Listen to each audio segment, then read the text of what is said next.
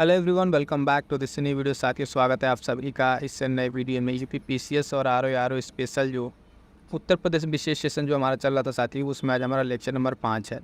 आज के इस लेक्चर में बात करेंगे भौतिक संरचना और जलवायु के बारे में। इसमें हम थोड़ा सा कंसेप्ट भी जानेंगे और मैप के माध्यम से आपको बताएंगे। उसके साथ साथ कुछ मोस्ट इंपॉर्टेंट क्वेश्चन भी यहाँ पर कंप्लीट करेंगे। तो सबसे पहले आपको बता दें कि इसमें क्या क्या हम लोग करने वाले हैं। तो आप देखेंगे कि इसमें पूरा एक मैप के माध्यम से भी आपको सारी चीज़ें कराई जाएंगी और जितने इंपॉर्टेंट ऑनलाइन फैक्ट्स हैं वो, और उसके बाद से लास्ट में आपको कुछ क्वेश्चंस की प्रैक्टिस भी कराई जाएगी। ठीक है, तो आई होप तो कि ये चीज़ें आपको समझ में आ गई होंगी। और जो भी साथी नए हैं उनका आज का ये लेक्चर है, तो उसको लिए हम बता दें कि इसके पहले वाली क्लास में आप देखेंगे हमने यूपी सेशन में जनगणना, संगीत, नृत्य महोत्सव और धार्मिक स्थल पर्यटन, इतने सारे टॉपिक्स हमने यहाँ पे, तो इतनी सारी चीज़ें करा दी गई। जो भी साथी ये पहले की इस क्लासेस को नहीं देखें वो जाकर ज़रूर देख ले। और स्पेशल बात है कि ये सारी क्लासेस आपको सेपरेट अलग अलग वीडियोज़ में मिल जाएंगे और ये आपकी टॉप मैराथन वाली भी वीडियो मिल जाएगी। ठीक है, तो आज हम जो स्टार्ट करने वाली चीज़ें आपको समझ में आ गई होंगी। तो देखेंगे हम कि उत्तर प्रदेश का जो भौतिक संरचना है और उसके साथ साथ एक इंपॉर्टेंट पॉइंट्स में ऐड किए हैं जलवायु। ठीक है, तो अपने इस उत्तर प्रदेश के सेशन में, विशेष सेशन में आपको हम लिए चलते हैं और सबसे पहले आपको जो भी इंपॉर्टेंट यहाँ कंसेप्ट हैं वो बताएंगे। उसके बाद से इस पर क्वेश्चंस करा देंगे। और एक चीज़ ये बता दें कि देखिए साथियों, जितना हम करा रहे हैं उत्तर प्रदेश स्पेशल, अगले 4 से 5 दिन में जो भी होगा आपका ये सेशन पूरा कंप्लीट हो जाएगा। ठीक है, तो जितना हम यहाँ पे आपको करा रहे हैं, ठीक है, इससे अलग उत्तर प्रदेश स्पेशल आपको पढ़ने की ज़रूरत नहीं पड़ेगी। मैं फिर से एक बार ये चीज़ कह रहा हूँ, क्योंकि इसमें जो सारे इंपॉर्टेंट प्रीवियस ईयर क्वेश्चन है वो भी इंक्लूडेड है, टेस्ट सीरीज के क्वेश्चन वो भी इंक्लूडेड है। ठीक है, तो सारी चीज़ें इसमें उत्तर प्रदेश विशेष की कवर हो जाएंगी। ठीक है, और इसके साथ साथ करंट अफेयर को मैं बार बार कह रहा हूँ, आप लोग करंट अफेयर की तैयारी करते चलिए। ठीक है, तो थोड़ा सा पहले यहाँ पे ब्रीफ समझिए उत्तर प्रदेश के मैप के बारे में कि उत्तर प्रदेश का लोकेशन क्या किस तरीके से है। ठीक है, तो इसमें देखेंगे उत्तर प्रदेश, पहले आपको यहाँ से दिखाते हैं कि इसके राजधानी सबको जानता है कि लखनऊ। ठीक है, सीमावर्ती राज्यों में थोड़ा सा आपको ध्यान रखना है कि इसके सीमावर्ती राज्य कौन कौन से हैं।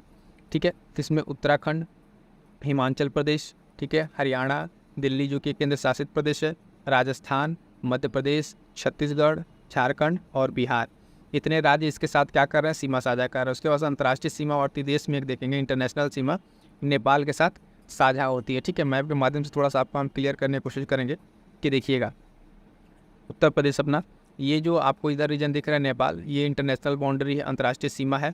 उसके बाद से आप देखें यहाँ पे उत्तराखंड, ठीक है ना, उत्तराखंड, इधर हरियाणा और ऊपर यहाँ पे इस वाले पॉइंट पे आपको दे देंगे हिमाचल प्रदेश भी थोड़ा सा टच करता हुआ, किससे, सहारनपुर ज़िले से। फिर यहाँ पे राजस्थान, इस साइड मध्य प्रदेश और यहाँ पे बिहार, और इस साइड नीचे जो है आप देखेंगे यहाँ पे कि इसके साथ एक सीमा जो लगती है वो छत्तीसगढ़ की। ठीक है, उसके साथ साथ यहाँ पे थोड़ा सा सीमा आप देखेंगे झारखंड का भी है ना, बिहार झारखंड का भी।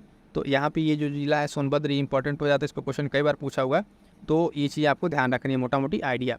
उसके बाद से अब आइए देखते हैं कि एक डिटेल में कि कैसे कैसे इसके पूरे सारे पॉइंट्स यहाँ पे बनेंगे, उन पॉइंट्स को देखेंगे। इसके बस लास्ट में आपको MCQ कराएंगे। ठीक है, MCQ कराएंगे, इंपॉर्टेंट MCQ कराएंगे, जिस MCQ के बाद से आपको सारी चीज़ें प्रीवियस ईयर क्वेश्चन उसमें इंक्लूडेड रहेंगे।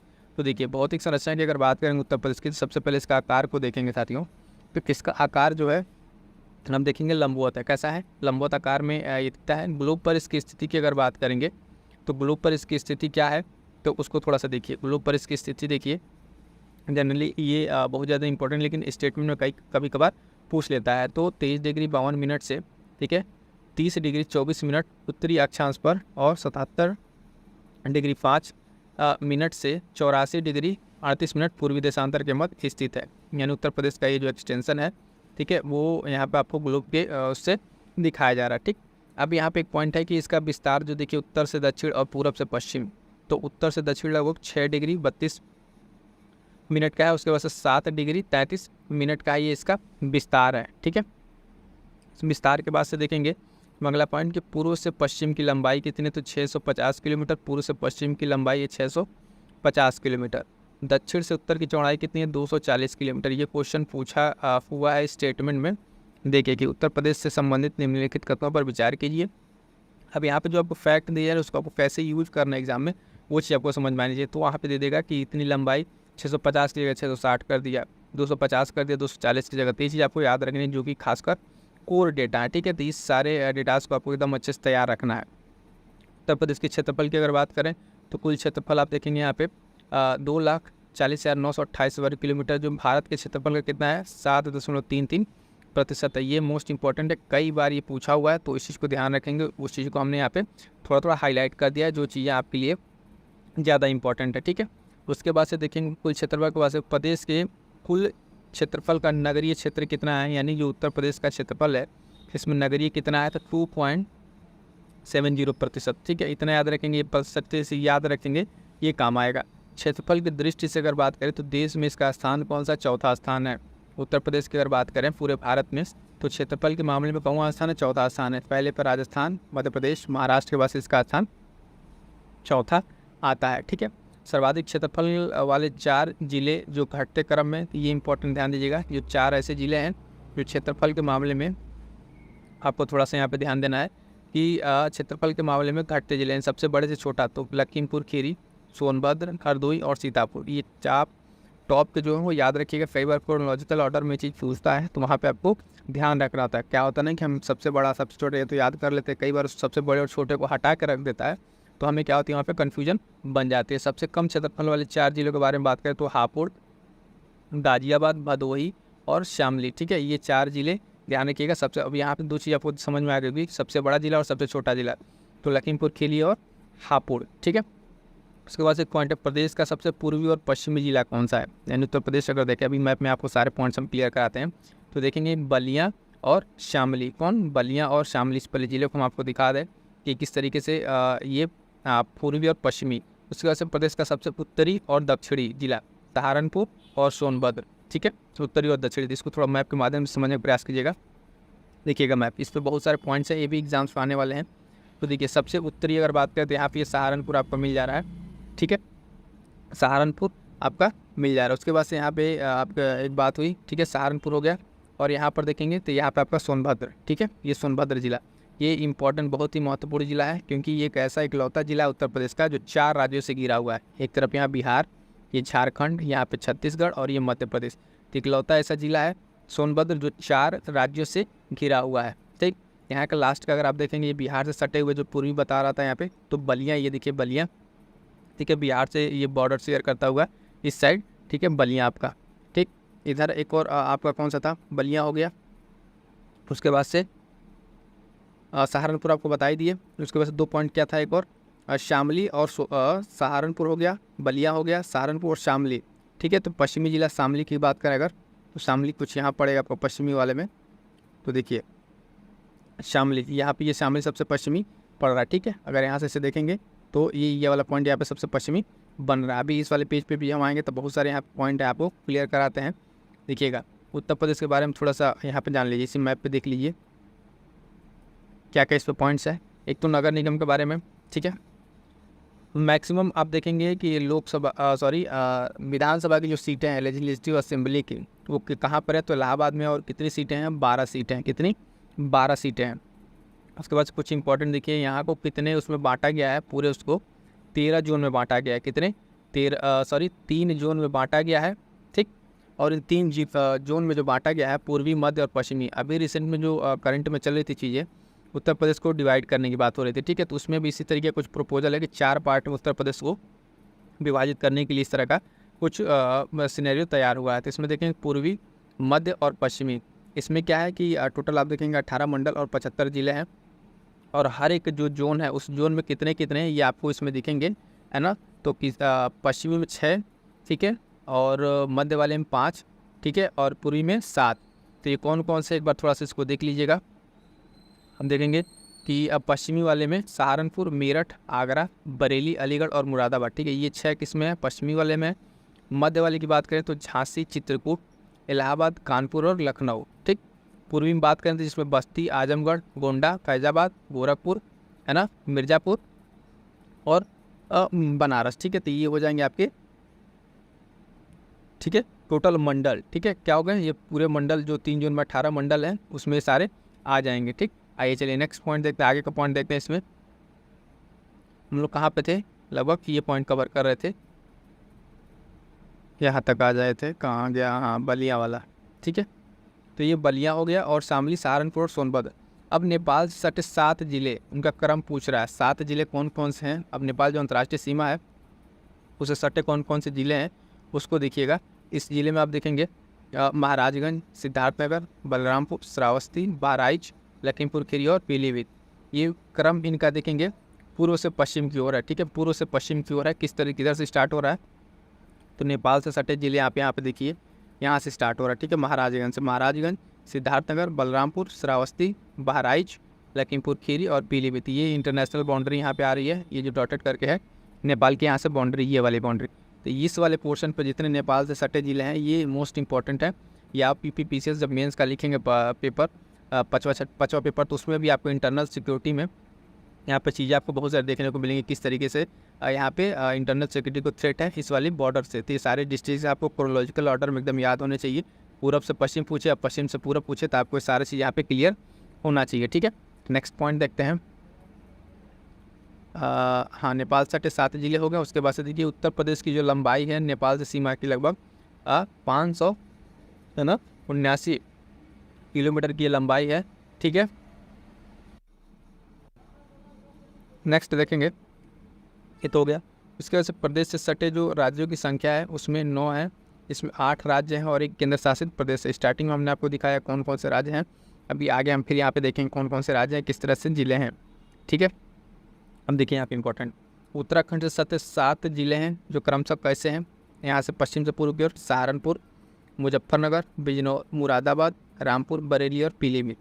हरियाणा से सटे 6 जिले, दिल्ली से सटे, ये दिल्ली वाला मोस्ट इंपॉर्टेंट लगा लीजिए, दिल्ली से सटे उत्तर प्रदेश के कौन कौन से जिले, गाजियाबाद और गौतम बुद्ध नगर, ठीक है। बाकी में तो 5-6 हैं, ठीक है। ध्यान कहाँ पर रखना है पहले तो एक बार सब देख लीजिए, बता दें यहाँ पे क्लियर रहे, कोई पॉइंट छूटे ना। लेकिन आपको ध्यान रखना है मोस्ट इंपॉर्टेंट ये दिल्ली वाला और नेपाल वाला, ठीक है। दिल्ली और नेपाल वाला ध्यान रखना है। तो हरियाणा से छठे जो 6 जिले हैं, सहारनपुर, शामली, बागपत, गौतम बुद्ध नगर, अलीगढ़ और मथुरा। दिल्ली वाले में गाजियाबाद और गौतम बुद्ध नगर, ठीक है। हरियाणा और उत्तर प्रदेश के बीच की सीमा निर्धारक नदी कौन सी? यमुना। ये नदी इंपॉर्टेंट है, देखिएगा ऑलरेडी आपके पास यहाँ पे हाईलाइटेड है, ठीक। तो हरियाणा और उत्तर प्रदेश के बीच कौन सी सीमा निर्धारित करनी है? यमुना नदी।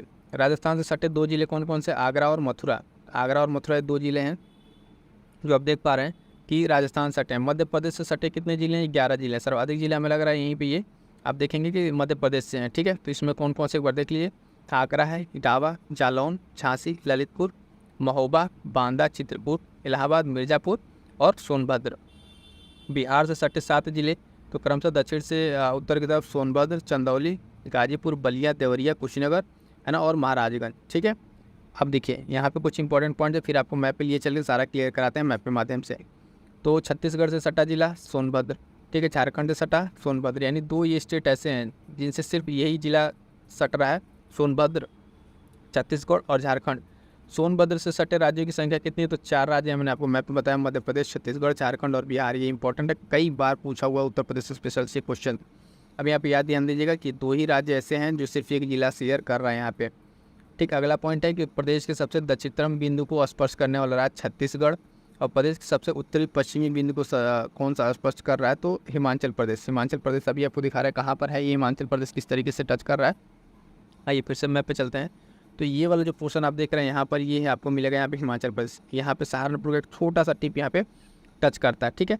अब देखेंगे जो मध्य प्रदेश वाला रीजन है, यहाँ पे देखिए ये यहाँ से लेके ये मध्य प्रदेश वाला, ठीक है ना, मध्य प्रदेश वाला। और ये यहाँ से राजस्थान, तो आगरा और ये मथुरा दोनों राजस्थान में चले जाएंगे। बाकी यहाँ से पूरा ये MP का आपका रहेगा, ठीक है। यहाँ तक आकर लगभग ये सारे ज़िले जो बुंदेलखंड रीजन के हैं, ललितपुर, झांसी, ठीक है, ये सब करते हुए महोबा, बांदा, चित्रकूट सभी इधर आ जाएंगे। बिहार का इस साइड का आपका बिहार हो जाएगा। तो आई होप सो कि ये सारी चीज़ आपको क्लियर हो गएंगे मैप के माध्यम से। कुछ और पॉइंट्स हैं जो बहुत ही इंपॉर्टेंट है, इसको देखते हैं, फिर उसके बाद से जलवायु देखेंगे।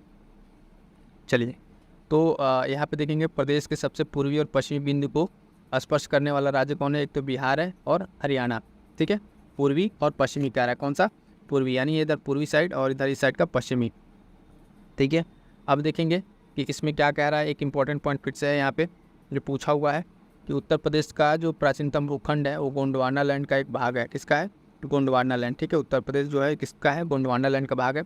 इसमें प्राकृतिक विभाजन अगर देखेंगे तो गंगा का मैदान, भाबर का तराई, दक्षिण का पर्वत, पठारी, सारी चीज़ें इसमें आती हैं। ठीक है, उसके बाद इसमें देखेंगे कुछ पॉइंट्स कि राज्य में जो सबसे उत्तरी भाग में एक पतली पट्टी के रूप में स्थित है वो क्या है, भाबर क्षेत्र है। ठीक है, उत्तर वाले में, यानी अगर उत्तर प्रदेश का ये मैप अगर हम ऐसे बताएं आपको, तो इस वाले रीजन में से पतली पट्टी जो है किस चीज़ की है, भाबर क्षेत्र की यहाँ पे पट्टी आपको देखती बनेगी। कंकड़ पत्थर और मोटे बालू से ये युक्त भूमि है। ठीक है, तो वही भाबर क्षेत्र वाला है। भाबर क्षेत्र से सटे दक्षिण में एक चौड़ी पट्टी के रूप में फैला हुआ जो है वो कौन सा, तराई रीजन। ठीक है, तराई रीजन है। उसके बाद से समतल नमी और दलदली भूमि होती है इसमें, किसमें, तराई क्षेत्र में। तराई क्षेत्र की मुख्य फसल क्या है साथियों, तो ध्यान रखिएगा धान और गन्ना। ठीक है, धान और गन्ना, यानी इस वाले बेल्ट में अगर देखें तो आगे बात करें, अगर उत्तर प्रदेश की हम देखें तो उत्तर प्रदेश से ये वाला रीजन जो है इधर पहले एकदम सटे रीजन क्या कह रहा है, भाबर। उसके बाद से सब सारा रीजन इधर का तराई रीजन। ठीक है, ये जब मिट्टी और क्या कहते हैं बाकी चीज़ें फसल पढ़ाई जाएंगी तो वहाँ पे उस वाले लेक्चर में आपको पूरा क्लियर से अच्छे से मेंशन किया जाएगा कि किस किस तरीके से कहाँ पे क्या चीज़ें बनी हुई हैं।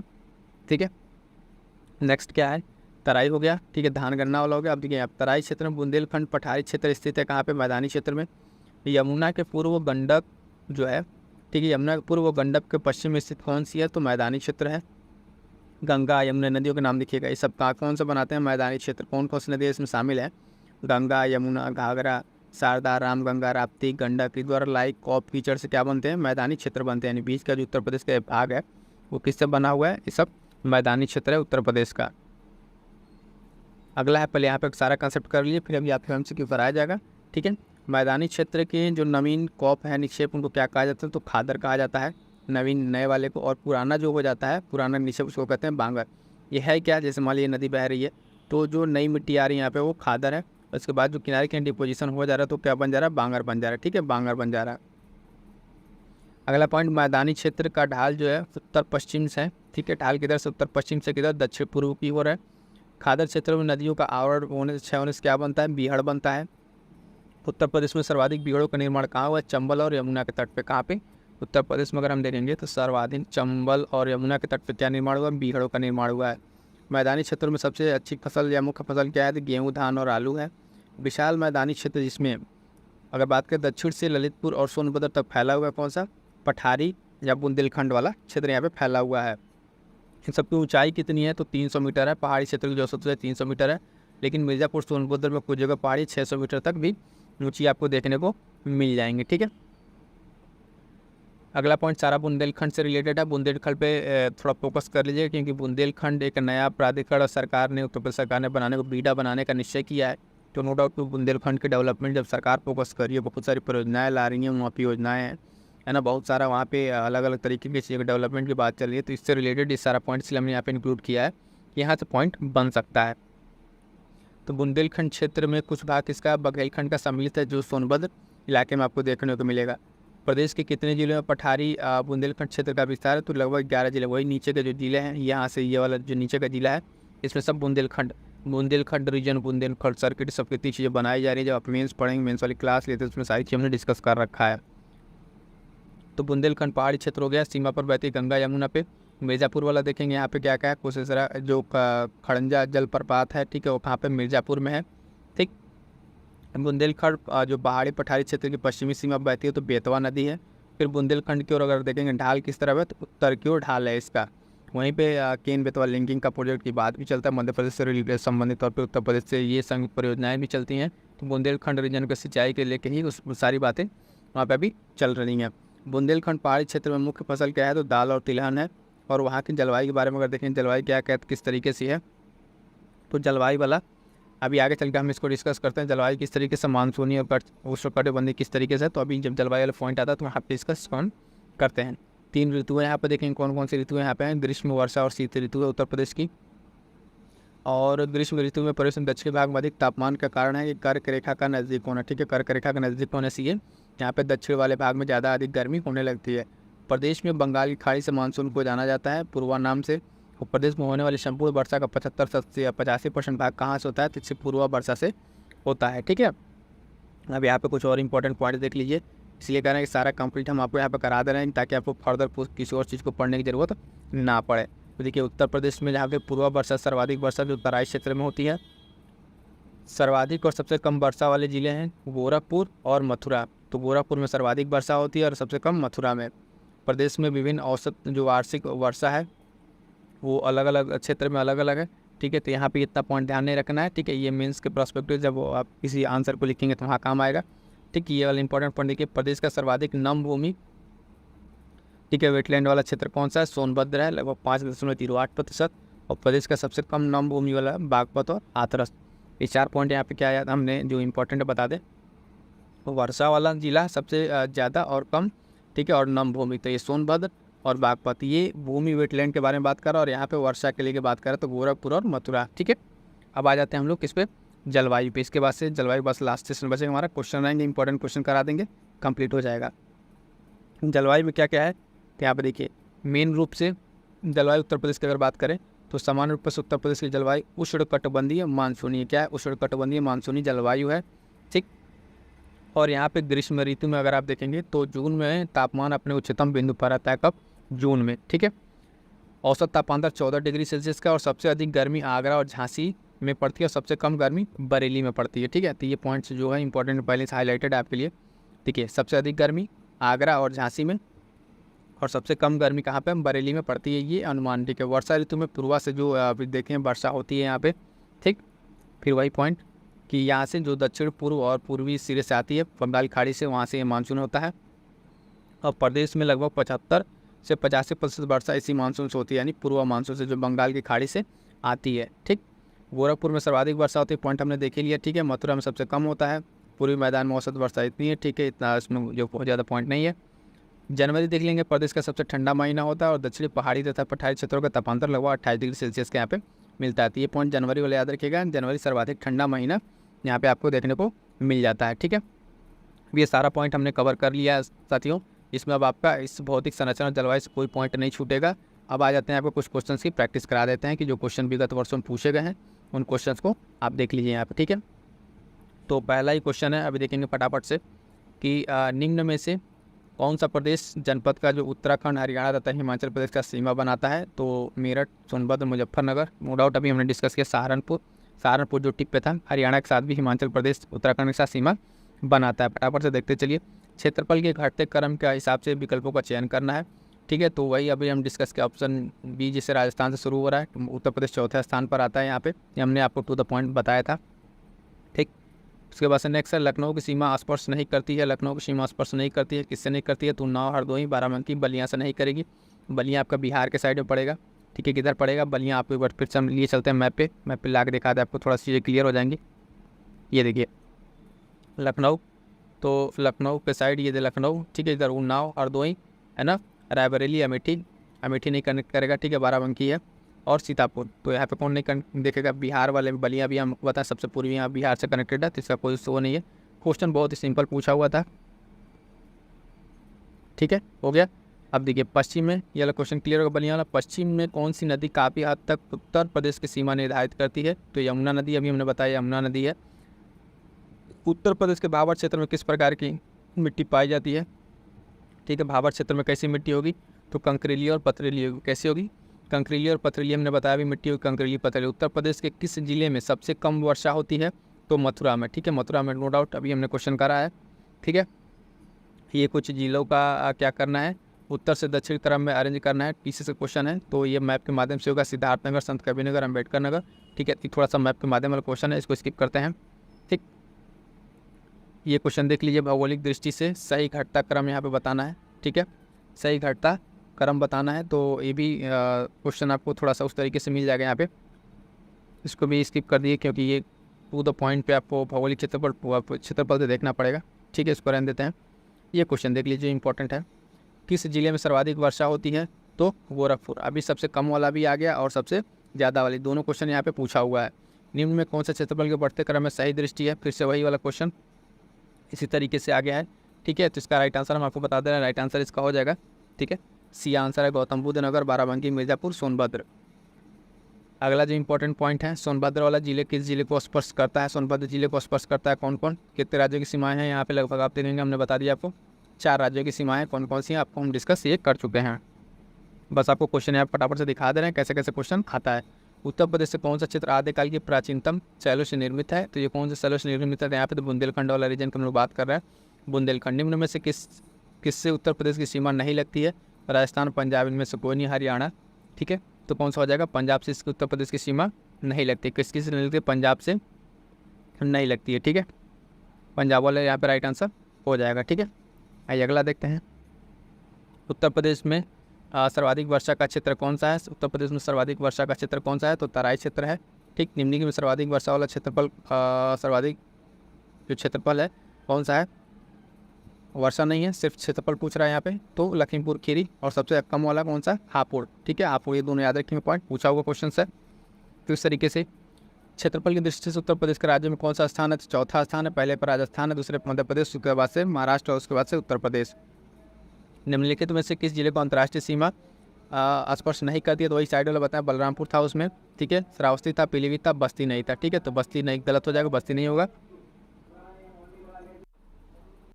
ठीक है, और ये फिर वही लास्ट क्वेश्चन, सबसे छोटा क्षेत्रफल वाला जिला तो कौन सा यहाँ हो जाएगा?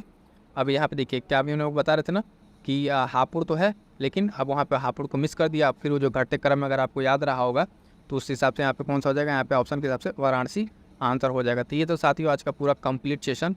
उसके साथ साथ एक चीज़ बता दें, 2-3 चीज़ ध्यान में रखिएगा कि मोस्ट इंपॉर्टेंट ये सीरीज आ गई है, बूस्टर सीरीज। ये बूस्टर सीरीज क्यों है? बूस्टर सीरीज को क्यों इम्पोर्टेंट है कि ये साथियों जो लोग एक बार आप क्लास कीजिए, क्यों कह रहे हैं कि प्रश्न यहीं से आएंगे सारे, जो आपको यहाँ पे देखेंगे PYQs टेस्ट सीरीज़ को एनालिसिस करने के बाद जो सारे इंपॉर्टेंट पॉइंट है जहाँ से प्रश्न बन सकते हैं वो इसमें डिस्कस किया जा रहा है और PDF नोट्स के साथ हैं। तो आप नो डाउट अगर आप इनको करते हैं तो आपको 10 से 12 क्वेश्चन तो आपको ऐसे ही प्रीलिम्स में एकदम एग्जैक्टिव यहाँ से मिलेंगे। ठीक है, जो लोग कर लिए हैं वो चीज़ को इसका इंपॉर्टेंस समझ रहे हैं। के साथ जो UPPCS का PYQ अलग से एनालिसिस सीरीज चल रही है, उसमें आपका साइंस का अभी चल रहा है, साइंस कंप्लीट हो रहा है, उसको आप लोग जरूर कंप्लीट करें सेगमेंट वाइज। और साथ साथ टेस्ट सीरीज जितने कराए गए हैं यहाँ पे वो सारे segment wise test series available हैं। ठीक है, जितने आप हो गए हैं, ठीक है, उसको आप जाकर कंप्लीट कीजिएगा। और फर्दर आपकी भी कोई क्वेरी है या फिर तैयारी से रिलेटेड कोई भी डाउट है तो आप उसको कमेंट कर दीजिएगा। और PDF के लिए आप क्या कीजिएगा? टेलीग्राम ज्वाइन जरूर कर लीजिएगा। ठीक है, मिलते हैं किसी नेक्स्ट वीडियो में, तब तक के लिए थैंक यू सो मच।